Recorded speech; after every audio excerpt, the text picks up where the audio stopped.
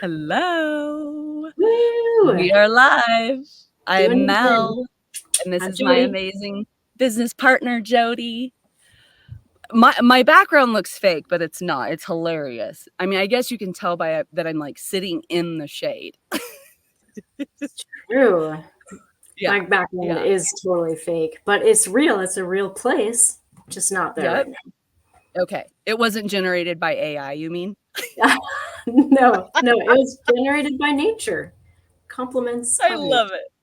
it. I love it. I love it. Well, I don't know what the temperature is where you are, Jody, but it's 101 where I am sitting currently. Gosh. Yeah. So, love goes out to everyone who is trying to make it through the heat wave. Seriously. And to everyone, right? It's like we're entering into the heat, literally the heat of summer, right? As Yeah, July kind of kicks into full gear here, which is, I think, probably the most apropos time to really dive into water as like a theme for the day. So I'm love it. excited to be here and chatting with you today, Mel, in your beautiful Tahoe backyard. That's so gorgeous. Right? Yeah, Yeah. this is Eagle Lake right here. So I am a little bit north of Tahoe, not far, near the Lassen National Forest. And I've been here all week, and we're here in the middle of a heat wave. It was already planned. So all my inner tubes and paddle boards and my shade tent are all out there on an anchor. My family's out there for Floatopia is what we're calling it. So when I'm done here, I'm going to walk down there and float until it's, I don't know, 98 degrees. Well, I'm going to pull up some slides here, share my screen with you all. And welcome to Thrive Outside. This is our monthly second Thursday. We've been hosting this to really introduce people to the outdoors. What does it mean to grow in the outdoors? What does it mean to thrive in the outdoors? And we're going to dive right in. We'll go through a couple introductions, do a little bit check-ins. Since it's summertime, our theme is just more water. And we'll be sharing some fun things that are coming up in the coming months. But let's introduce ourselves, shall we? Sounds great. Perfect. Go ahead. I am Melani Gordon. Everyone calls me Mel. That is me on my paddleboard in Lake Tahoe last month. I'm a partner at Evolution with Jody. We have 40 other something amazing partners at our consulting and coaching firm. I'm a coach to head of RevOps, new CEOs, all the things. I ran my own B2B SaaS company for the better part of a decade and sold that about a year and a half ago. And on my amazing journey, Jody was my coach at one point, which is so amazing to be here.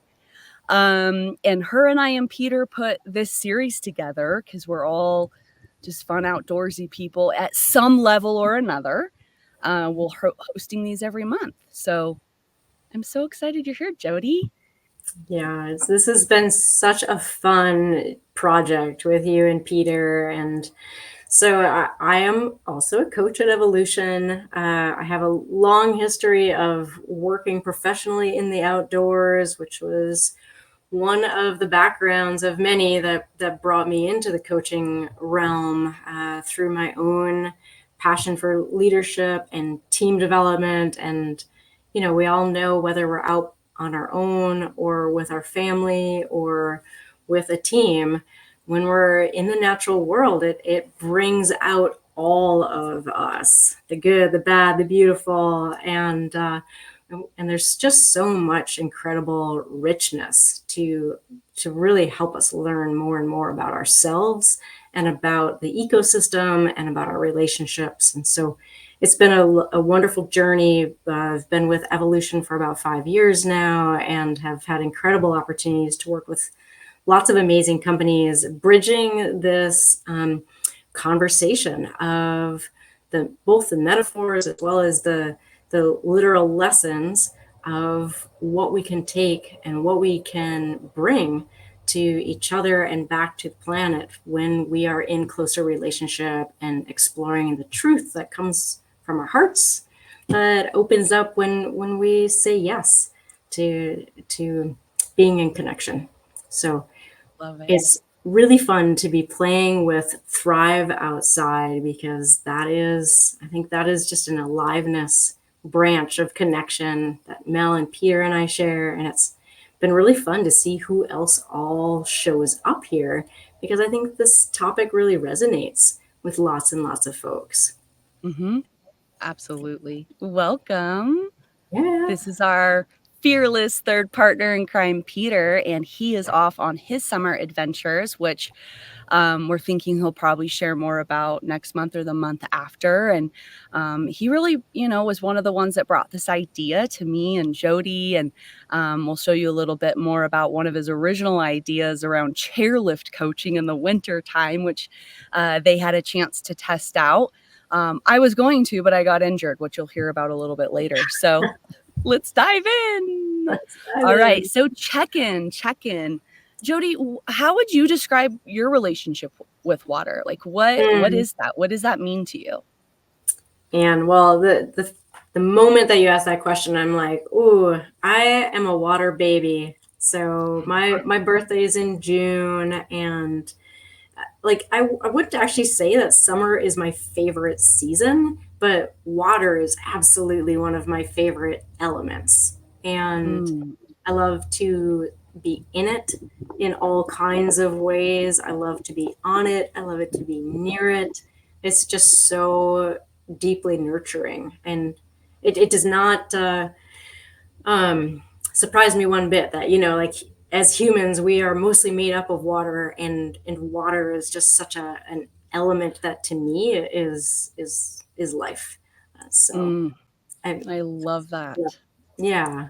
How about you I for think you? I shared in a previous chat, it might have even been last month too. I mean, I was born in October, and I mean, my go-to season is really winter, but I grew up on my grandpa's fishing boat at Pyramid Lake, which is the other big, massive lake that Tahoe flows into. And so, of course, I don't remember, but these are the stories that were told to me. And so I would, be on his boat all summer and jumping into the water. And so your phrase of water baby, I think you said, is just it resonates, right?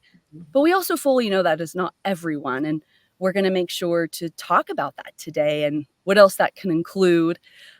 Jody and I were laughing a little bit before this and riffing because we're two of the more, I would say, crazy adventurers out of the partners at our firm. But that is not everyone for sure. I love this, the energy of water. Like what does that bring up for you? What does that mean to you? Mm-hmm. Yeah. Well, as I was alluding to, and I think about like being a water baby and like birthing from the water, being part of and like one with the water, right? Like the water is also the clouds, the water. It's like it is the air that we breathe as well is in the water. And so often I find myself going to water, especially in times when I'm like really stressed out, when I need that reminder. There's actually like really close to where I live, there's a really little creek that flows through our neighborhood. And I go Mhm. there every single day. I mean, I have a dog, Ooh. so I go for lots of dog walks, and we invariably find ourselves wandering along down by the little Squamish River. And Mhm. it's moving. It's always moving. There might be little eddies where it's quiet and it's moving less. There might be deeper holes where there might be some salmon hanging out. There might be little riffles and rapids, but it reminds me of the ever-changing nature of the world. And so if I'm really stuck on something, I'm stressed or I'm ruminating, and then I'm Mhm. water, it's like, oh, right. Like, this too shall pass, as my mother would say, that the water's moving and it's always fluid. So that's one thing that like jumps up for me as Absolutely. the energy of water is a reminder of change and flow and that Yeah, it shall be okay. What's an absolutely. element for you of energy? I think that it really brings up, uh, energy of healing, whether it's like mental or physical. Mm. Um, and that definitely has been like a big part of my healing, right? I've shared in the past and I'm very public about it. I lost my younger brother 5 years ago, and one of the things that I was encouraged to do was to try to like get to the river or to the lake as much as possible. And that's when I purchased my first paddleboard, right? So this is in 2019, pre-COVID, and was able to equip myself with some new tools and was still learning how to stand up on it. Let's be honest here. I mean, the picture we're showing here is definitely not me. I mean, I don't know about you, Jody, but like I'm not doing yoga yet on my paddleboard. I aspire to. I aspire to. But I remember I would walk down to the beach every day, Lake Tahoe, and we got an Airbnb for the summer, and I was devastated, and I wasn't running, I wasn't doing the things, and it was suggested to me to really try to see if the water could help just kind of move the grief and the blockages and stuff. And so I would paddle out there during the week. It wasn't busy, and I would end up just floating on my board and just lay on my back, and I would just float for hours. Mm. And I think that was really kind of the first time that I was like, oh, it's not just um, a way to recreate, right? It was like, oh, it's not like where you go jet skiing or boating or you're training for a triathlon or whatever, right? It was the first time that um, the energy of water and the impact it can have. And so that's something I hold close. I hold that near and dear. Mm. So yeah. Yeah. I really love that you name that element of like being with like both yourself and the water, as opposed to like being in activity and like Mhm. using the water for, this or for that. And like I've spent tons of time like water skiing, or like, definitely using the water for different activities. And I still do. Like I love, like I said, anything water based. And there's like such another way of being with and being in relationship with the Mhm. water that I think can really nurture in such a beautiful way. I mean, that's just a profound story, Mel. That's really beautiful. Thank you. And Yeah. your Jody, you had mentioned too, like some of the ways that you incorporate the energy of water, into your work or into your coaching or with clients. Like Mhm. what does that look like maybe for some people that Mhm. are, like what does it look like? Yeah, yeah. Well, I love that we both are avid suppers. It's funny when when we were talking about this earlier. Peter was like, "Forgive me, but what is this SUBP SUP? acronym that Yeah. you are speaking of?" And it's like, "Oh, stand up paddling, right?" And Yeah. it still is relatively new, but wow, is it a fun Mhm. activity? So I'm so fortunate with where I live up in British Columbia. We have access to mountains, forests, rivers, and the ocean. It's sort of and I almost forgot, giant rock climbing domes, like right in town. So Yeah. it's really an amazing place to be truly immersed. And in the past, and probably next week actually, I do some one-on-one coaching on SUPs. So Mhm. because we can, I always am like, well, if you can, why not, right? So Yeah. the when we're out paddling one-on-one, and I've done this in group context too. I've done a group coaching retreat called Reflections on Water. And Mm. one of the things that I really love about being, especially I guess standing on the paddleboard, you get that horizon, kind of like the bigness perspective. And now, of course, I'm on a larger body of water when I'm doing this. We're in the estuary, or we're actually out on the ocean if it's calm enough. And Mhm. there's a couple of things. There's the expansiveness of that space, like the ability to paddle hard and go fast and like move energy, or we can also just coast and pause and really get that reflection aspect of what is it that I don't know. I find that the water just like really helps answer the question of like what really matters Yes. now, right? It's like it almost is like I ask the question and it bounces right back to me of and of course there's conversation that we have at the time, while this is happening. When I do a retreat, I'll have readings and we might do a Mhm. little yoga, but it'll be more modified, like lay on your board like what you did and Yeah. let let the tide actually kind of take you back out of the Yes. estuary.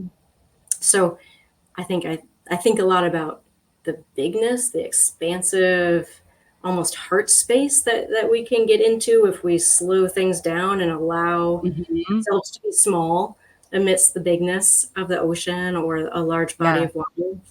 And then also that reflective piece of like I literally can see my reflection in the water. And then there's of course Mm. the I the love literal it. and the metaphorical layers. Yeah. Yeah.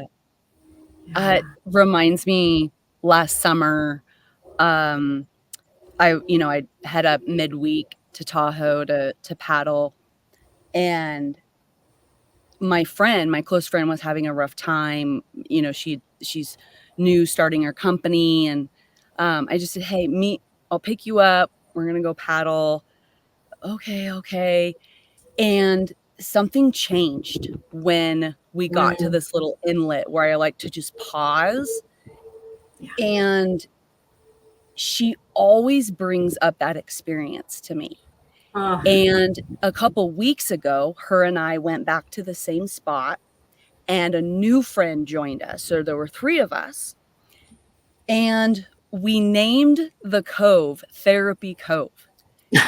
And so our 3rd friend shows up, and I said, "In case you thought we were gonna be doing, like, some extreme Laird Hamilton kinda, yoga type stuff, because 'cause we're already floating." And she looks around, and we're just floating, and I can't stand up because I blew my knee out.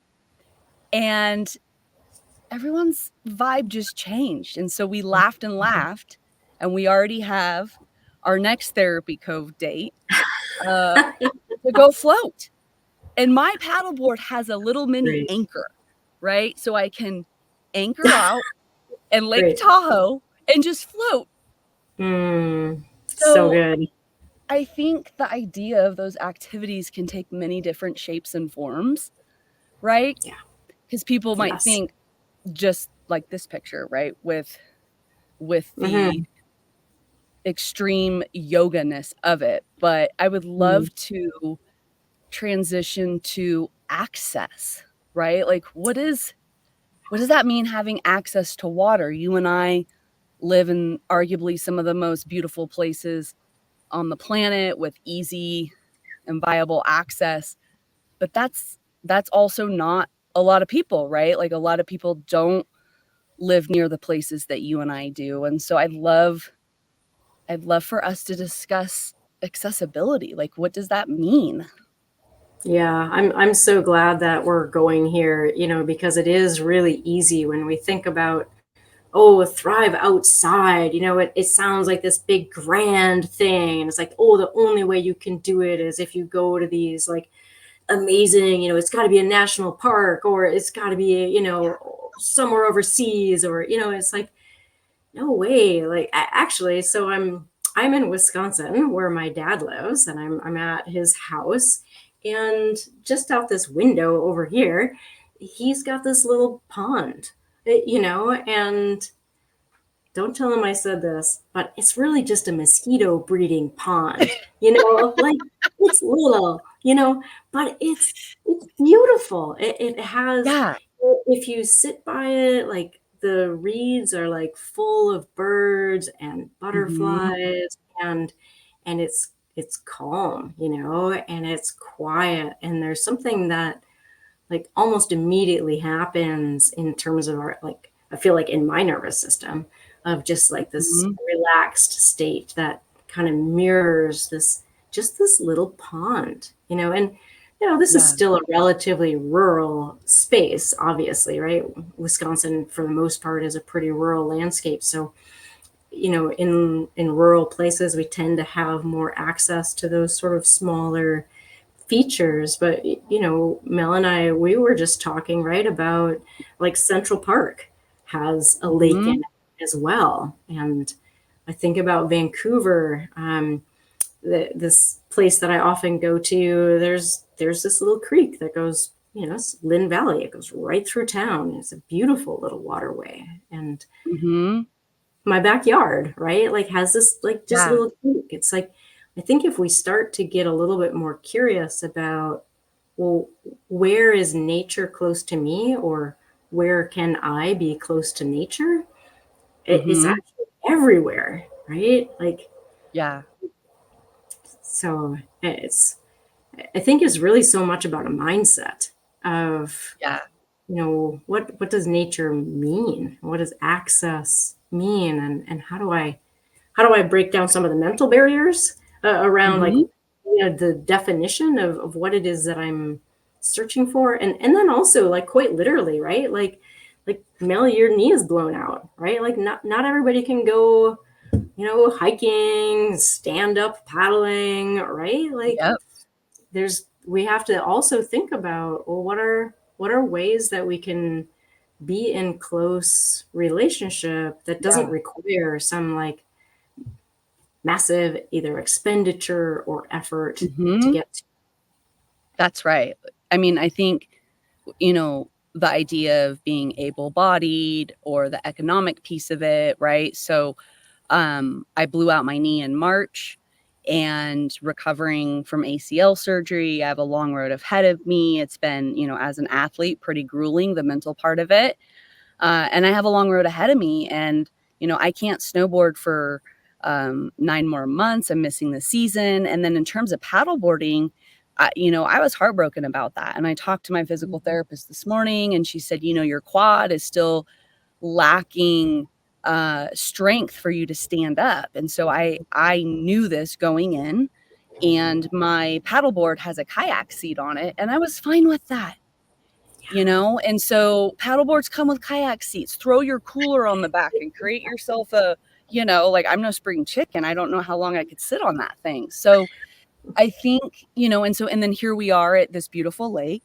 And my father's older and, not very able-bodied right now. But you know what? We blew up the inner tube for him, right? Mm, And so he can be part of the floating, and we throw his big hemlock hat on, and just even the idea of an inner tube, right? But in terms of access, like community pools, my sister-in-law grew up afraid of the water. And now mm, she has 2 little kids, but watching her thrive at a pool with her kids, and, when people come and visit near Tahoe, they're not, similar to the ocean, right? Like, I wouldn't say that I'm super comfortable in the ocean.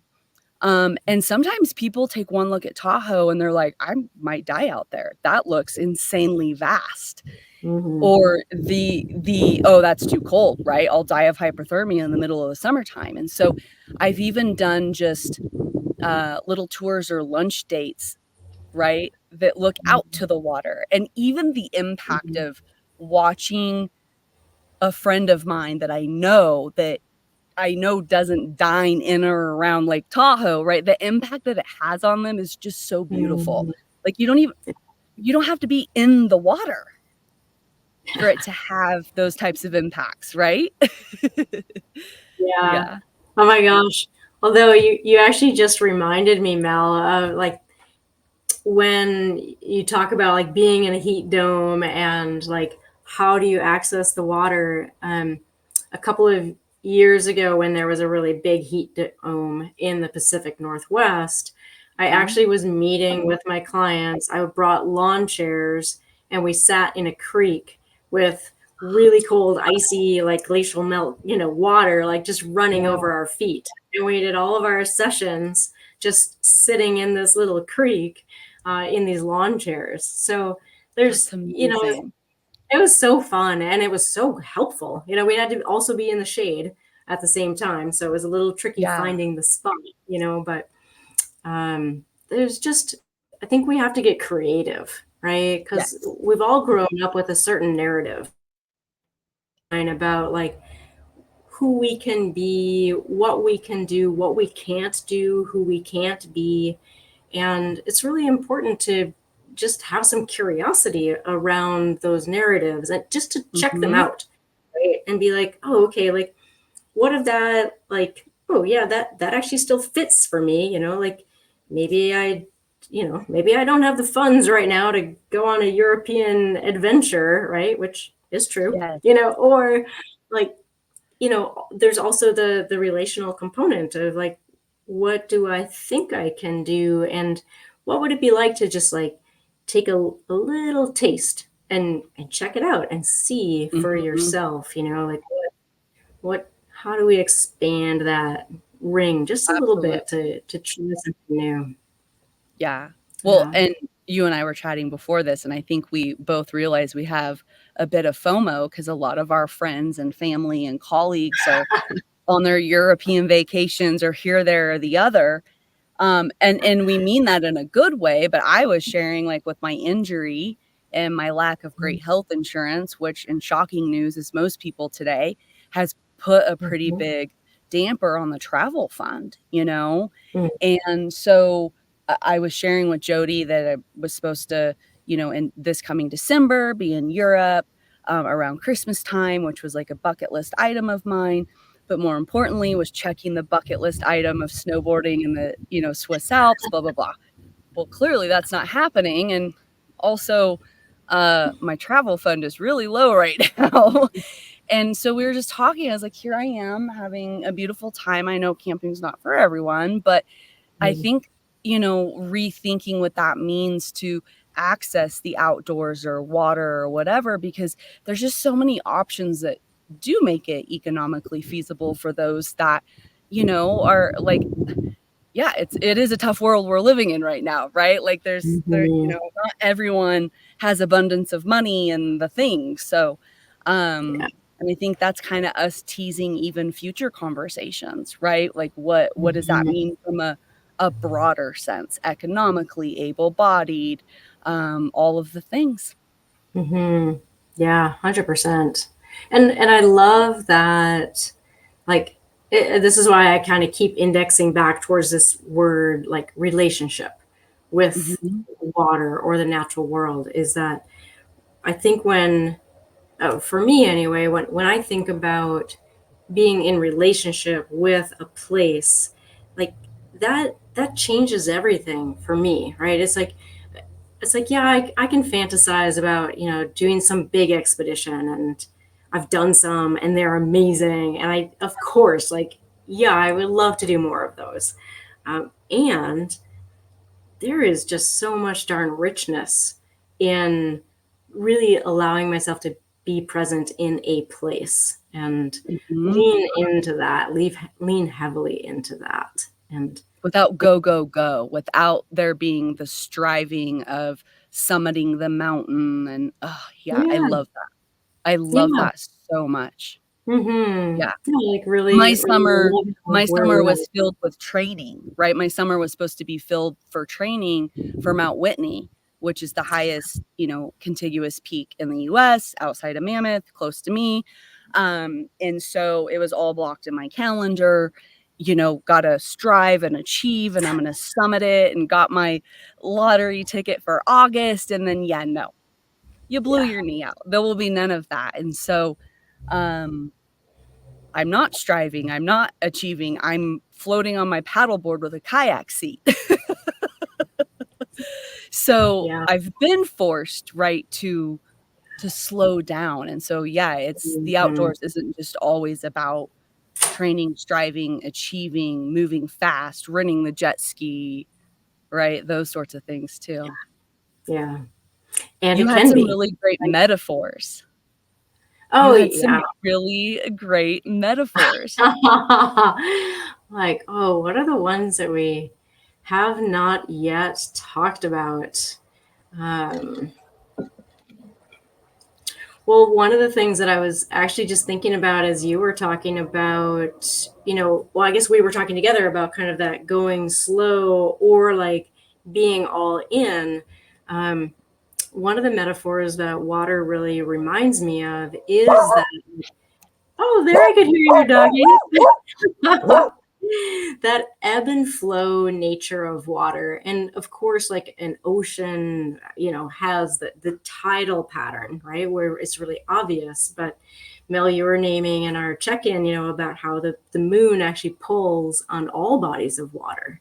And so every body of water has a natural ebb and flow. And there's a little bit of, slowing down to pay attention to it again. But as we enter any phase of life, there are going to be times where we want the jet ski, and there are going to be other times where we want to sit on the cooler or the, with the kayak seat, right? Yeah. Where in being able to recognize that, like, the natural world really shows us, and I think water really beautifully shows us that all of the states of being are beautiful, and Mhm.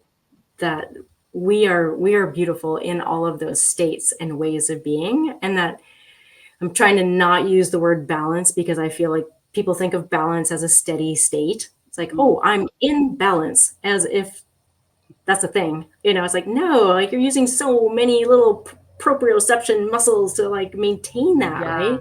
So ebb and flow reminds us that we're always in that movement state. And water is just like such a wonderfully, viscous material. You can't push it.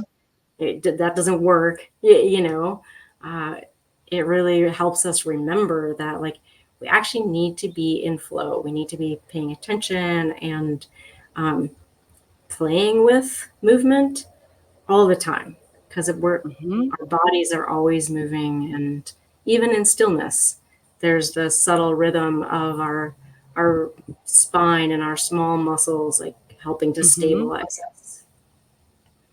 What was beautiful is I remember, it was last May on our partner retreat at Skamania. Is it Skamania or Skamania? Yeah, no, Skamania? it's Skamania. Yeah, that Skamania was and a Columbia really River nice. Gorge, Hmm. and one of the sessions you led was in the outdoors, and I'll let you speak to this because I was very in it and journaling, but I almost wonder if we could host a Thrive Outside where we invite people ahead of time to be in the outdoors with one of the exercises that you led us through. Like, that was Yeah. just so wonderful because their Wow. Evolution has close to 40-ish partners, I think more now because we just expanded to Europe, Hmm. and not everyone is, me and Jody and summited mountains and live in and around the outdoors, right? I wouldn't say that, that is everyone there, but your, um gentleness of that kind of outdoor experience led through some prompted journaling, was approachable, it wasn't scary, it wasn't too Hmm. wooey, right?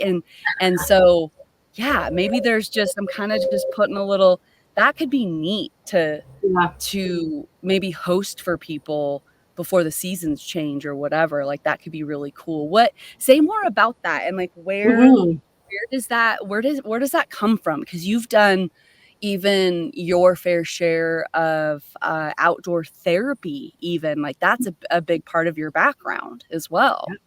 Yeah.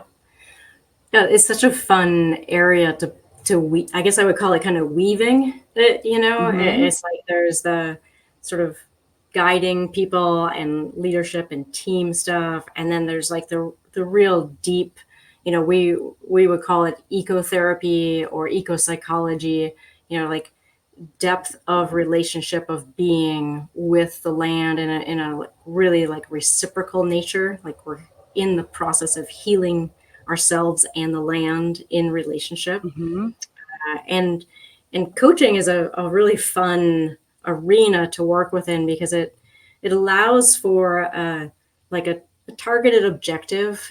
Like, most people come to coaching because they want to work on a thing, right? yeah, Or, you know uh, there's a focus typically for why we show up to do the work. mhm, um, And My then boss asked me to, it came up in my 360, I need to get better at presentation, I'm trying to get my promotion. Yeah, Visioning, yeah, like yeah. I've plateaued and I like I need help getting to the next thing. Mhm.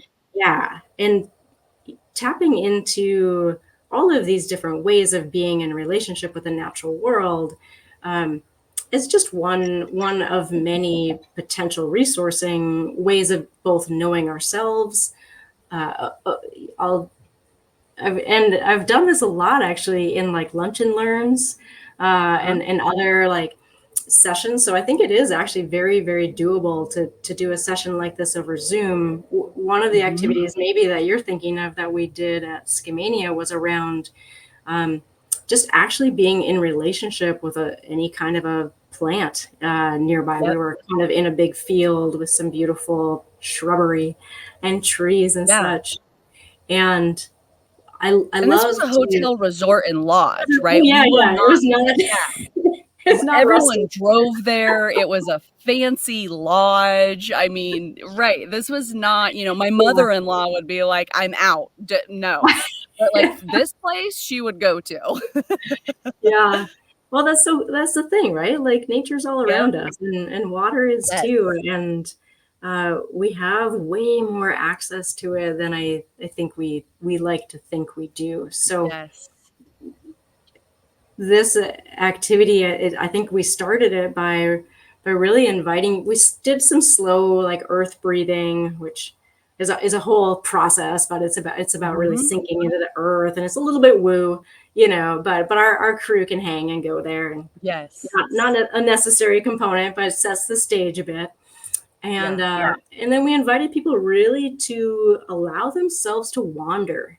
And we really should do a whole session on wandering because I Yeah. think that like allowing we're just as a society, we're so, busy and future oriented and Yes. goal oriented. And, I was just playing with my little niece and nephew at our cabin, and like the joy of exploration and discovery and wonder and wandering allows us to be called towards what is true, right? Yes. Which so many people are searching for, right? Who am Yeah. I? What matters? Like, what job should I be doing, right? It's like really allowing ourselves to feel the truth of our being. If that doesn't sound too like woo, but really tapping into the essential quality of who we are. And so we And turning wanted, off the noise, right? yeah. Turning off the noise is relatable, I think, to Mm, everyone because when I think about, um, most of us are listening to the podcast or the book on tape, or don't even get me started about the people who click their speakers onto their ski jacket or their mountain bike and blast their music, right? And right. I'm a huge music fan, but, like, I'm out here for a Mm, reason. Like, I don't need to be hearing, your latest hits by Carrie Underwood, It's like, so and so I think what I hear you saying is just turning off the noise mm. and wandering, So that we right? can listen in. Yeah. Yeah, Yeah. Like really, really listening to the truth from within and letting that call us forth. And then yes, following that to like a plant, right? It could be to a human, a part of nature as we are, but being called yeah. towards something and then being in really close relationship. And I'm curious, Mel, if you would want to pick up the story from here of like, what was it like for you after you wandered? Do you remember like what you were called towards, like what pulled Yeah, you? you know, that was a new so I know that the Columbia River Gorge is just spectacular, and that was my first time there, right? Mm, And so that mhm, in of itself was super special to me. Um, it was knowing that I was at this beautiful lodge retreat. um The grounds were stunning, right? But just the landscape and the flowers and everything. There were new plants there that I'd never seen before. But for me, and why I mentioned that was I wake up in the morning and I turn on my music. I listen to my podcast, mhm. right? So, like, I have this ritual, which is fine until it's not, Good. So Monday through Friday, right? I'm turning on Pivot, Kara Swisher and Scott Galloway. Can't get enough of them, right? I'm like, I can't be behind. I got to be like, so I got my podcast running. Then I start working and I have my no lyrics EDM music blasting, right? And then it's dinner time. And then I'm blasting, Led Zeppelin, cooking dinner with the husband. And then, oh, dinner's over. I want to turn my WNBA game on now. Got to turn that on full blast, right? And so, like, Mm, it's just noisy. yeah. So noisy. Yeah.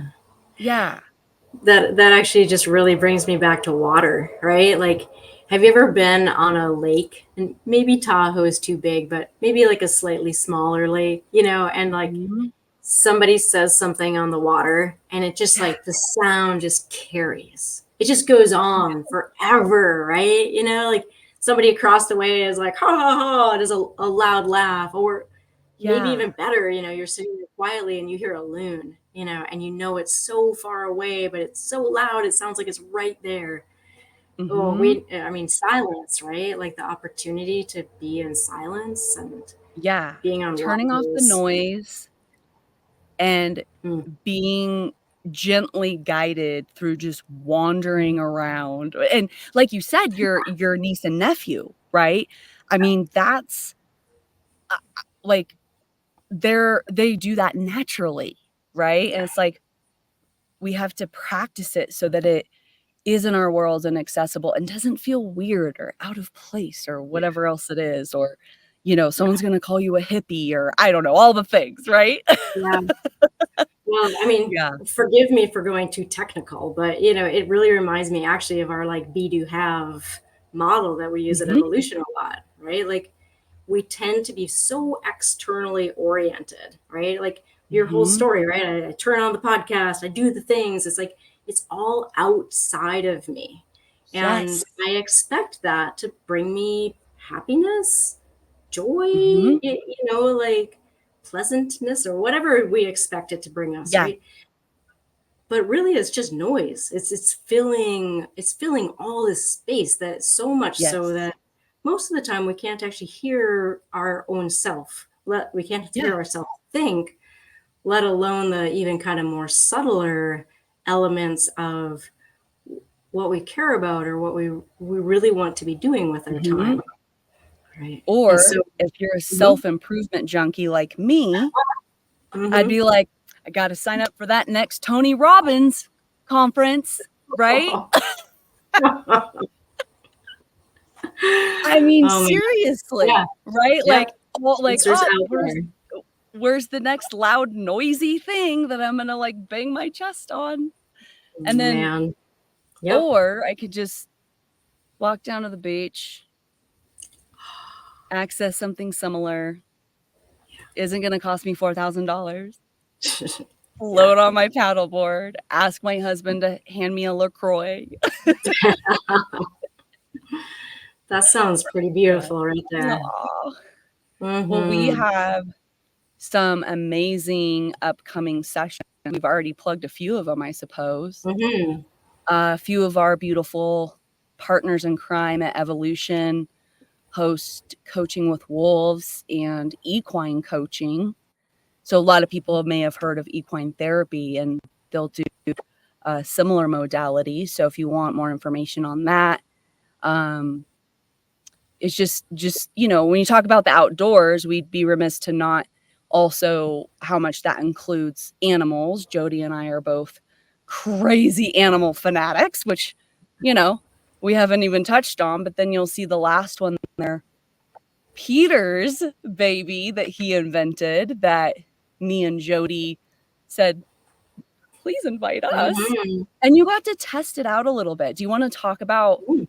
chairlift coaching and how that was for you all? Sure, yeah, like really, really briefly, I know Yeah. Peter had, I think he had maybe 3 people with him. I did a one-on-one session.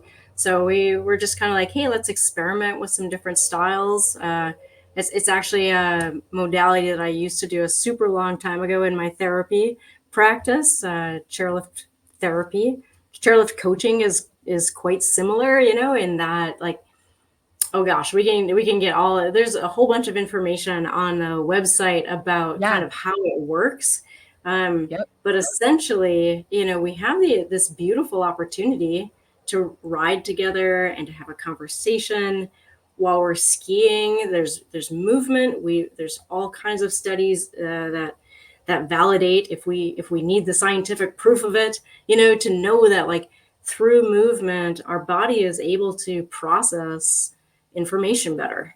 There's a Mhm. reason why people feel like more clear after they go for a run. And some of that, of course, is the chemistry that occurs in our body from, like, getting the heart rate up. Some of it is also bilateral stimulation by, like, thinking about a thing and working both sides of our bodies. So we can leverage these different elements of ways that we know that our brain, like, Mhm. is really deeply nurtured and processes information really strongly, and ride the lift, do some skiing or snowboarding or tele Mhm. skiing if you're weird like me. And the information, gosh, my client had such tremendous ahas, and it feels Mm. a little weird being like, oh yeah, but it wasn't about me. It was about, like, doing this Yeah. activity. It was, like, so beautiful. And just, I think we spent only about 3 hours, and she walked away feeling super clear about, we had spent a little time coming up with a question, and then Mhm. really worked on that question over the course of those couple of hours of skiing. And she Mm. walked away with a whole big aha and an action plan to follow up with it. So it was Yes. one of the most, like, really high quality bang for your buck kind of experiences, Yes. because it was so deep and fun at the same time.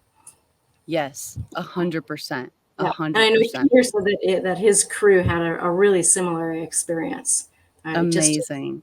it's a good design, so it'll be really fun to kick it off. And in January, Mel and Peter and I are all going to be at one location together so that we can have more Yep. folks, and tailor different ways of, we talked about, you don't actually have to do the skiing. There's actually other No. activities you can do as well. If you're like, Snowshoeing. oh, skiing's not for me, but being Yep. part of that group and activity, um, yeah, it's going to be super fun. I'm really Yeah. excited. Even just being at a ski lodge, right? I mean, Tahoe has some of the most beautiful ski lodges on the planet, and so just even being in the vicinity and looking up at the Palisades or whatever else it is, absolutely. I love it. We Yeah. also will be here every month on the 2nd Thursday, and we're checking in with some of our partners to join us to share some of their summer adventures. And Jody and I were riffing on honoring seasonal changes, but also then we started to come up with this idea around not just seasonal, but the times we're living in, right? And so we're thinking of a few different ones, and then we came up with a new one today. Maybe the the guided nature one, because I got so much out of the one that you did Yeah.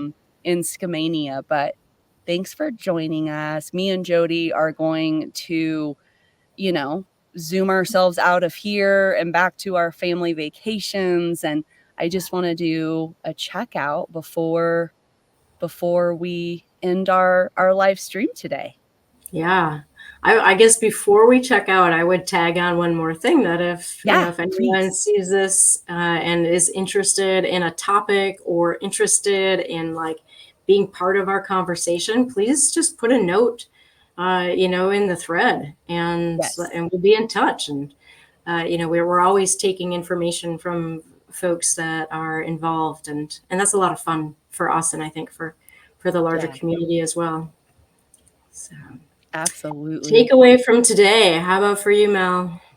What's standing out? Um the riffing we were doing on some potential future sessions and how nature can help us through, I think, some of the most tumultuous times that we're all living through in our lifetime. Mm, Yeah. I'm excited to explore what that could mean in community and material and just supporting people, right? Because we're feeling it, we're practitioners, we take on the stress and tension of our clients. And so I was asking Jody earlier, you know, are you feeling it too? And so I think there's something there for us to explore, to offer the world.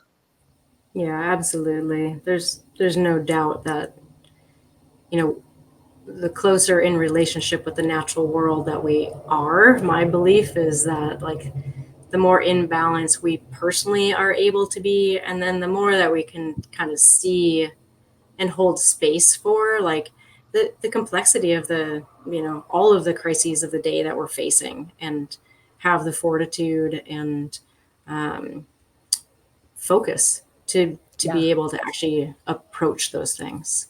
So yeah, that's absolutely. great, Mel. I agree with you. I think that is tremendously important, and a real piece that we can do for Mhm. sure. I Amazing. am What about also gonna you? say just like yay water. Like I just right back to the beginning of Summer Baby, and I just have to give a shout out to my niece Zelda, who is 5, who Yay.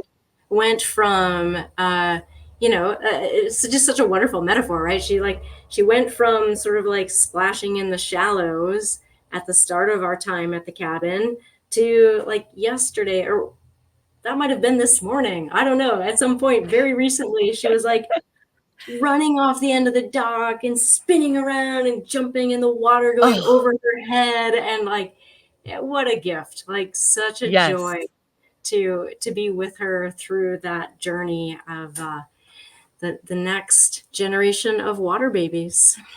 I love it. I love it. Amazing. So Well, fun. thank you so much. Sending you hugs. So good to see you, Mel. Thanks again. Yes. All All right. right. Until next Bye. time.